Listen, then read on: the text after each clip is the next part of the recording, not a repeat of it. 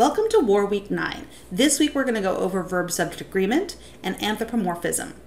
So there is a general rule that basically says that the verb and the subject need to agree. It's just kind of like with any writing, correct?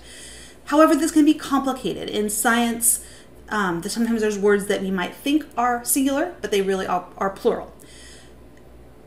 Or the opposite. We think something is plural, but it's really singular.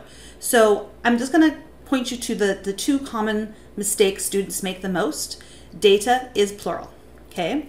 So you collect data over the course of weeks, months, maybe even years. You collect data from a large sample of individuals. It could be a small sample, but you're collecting data from multiple people. It is plural.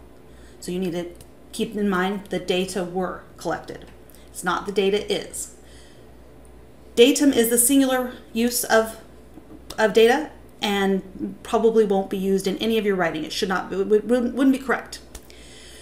Same thing for stimuli. So stimuli is plural, stimulus is singular.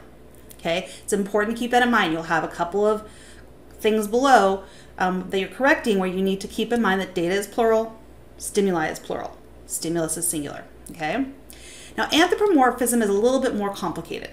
It refers to attributing human characteristics to animals or things that are innate, and for you'll be talking mainly about things like your study or the data or some other type of construct that we might be interested in. So you just want to try really hard not to attribute human characteristics to that, using words that sound human-like with those types of inanimate objects. So there is an APA style guide for anthropomorphism. And so you can see here, if you say rat couples lived in the same enclosure, they're not really couples. They don't have romantic relationships, right? So the rat pairs. Or a theory is going to address something it doesn't conclude. The theory could address, indicate, present. Same thing with, when you're saying the study, right? The study could find something, but it could not conclude something. So here's just some other proper use of things like a section is inanimate, right? Things that you might be commonly using. The paper focuses on, the results suggest, the study found. Sometimes if you're not sure, you can reword the sentence too. So if you can't figure out a way to say the study concluded, maybe you say the researchers concluded.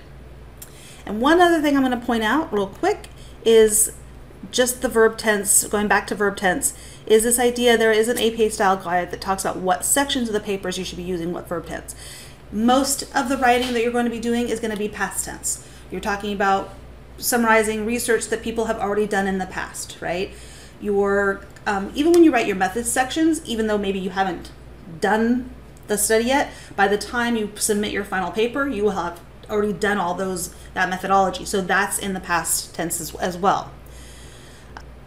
You can also use, when you're talking about the literature, this present perfect, the results, when you report results, that's data that you collected in the past. It's not coming up in the future. So again, you're going to use past tense. You don't really have any personal reactions, but the discussion is more a little bit of the present tense when you're talking about what your results indicate or what the findings mean. But if you're referring to previous research, that's all in the past tense. So just keep those little nuances in mind as you're writing. And thank you for listening to this week's APA Style Guide Report.